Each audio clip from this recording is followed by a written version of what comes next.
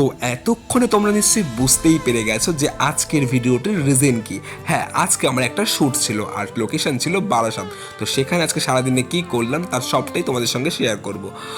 তো hello everyone, this is Abhijit Paik side and welcome to my new blog. তো দেখতেই পাচ্ছি সকাল সকাল বাড়ি থেকে বেরিয়ে সোজা চলে আসলাম স্টেশনে। সেখান থেকে সোজা চলে গেলাম বারাসাত। তারপর স্টেশন থেকে নেমে টোটো ধরে সোজা মডেলের বাড়ি। তারপর গেট খুলে ভেতরে ঢুকতেই ও মা, দেখি যে মডেল স্বয়ং দরজা খুলে আমাকে ওয়েলকাম করছে।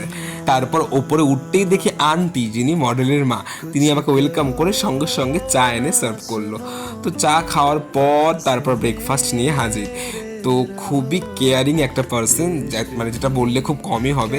তো আমার অনেক সকালে যাওয়ার ছিল, তার জন্য ব্রেকফাস্ট করতে পারিনি। তো তারপর ব্রেকফাস্ট কমপ্লিট করে আমি জল টল খেয়ে রেডি হলাম মডেলকে রেডি করার জন্য।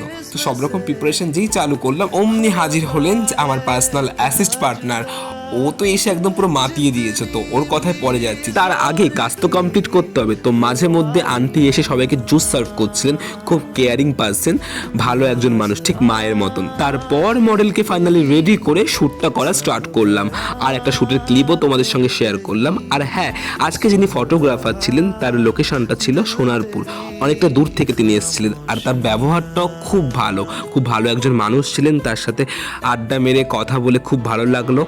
আর আন্টি আমাদের লাঞ্চের জন্য কিছু খাবারের ব্যবস্থা করেছিলেন। তো সবাই মিলে মজা করলাম, খাওয়া দাওয়া করলাম। খাওয়া দাওয়া কমপ্লিট করে কিছু কাজ আমাদের বাকি ছিল, সেটাও কমপ্লিট করলাম। তো মডেল, ফটোগ্রাফার, আন্টি আর আমার পার্সোনাল বন্ধু সবটা নিয়ে আজকের দিনটা জাস্ট ওয়াও ছিল। তো আজকের ভিডিওটা এই পর্যন্ত। কেমন লাগলো অবশ্যই জানিও, আর সবাই পাশে থেকেও। দেখা হবে আবার। টাটা।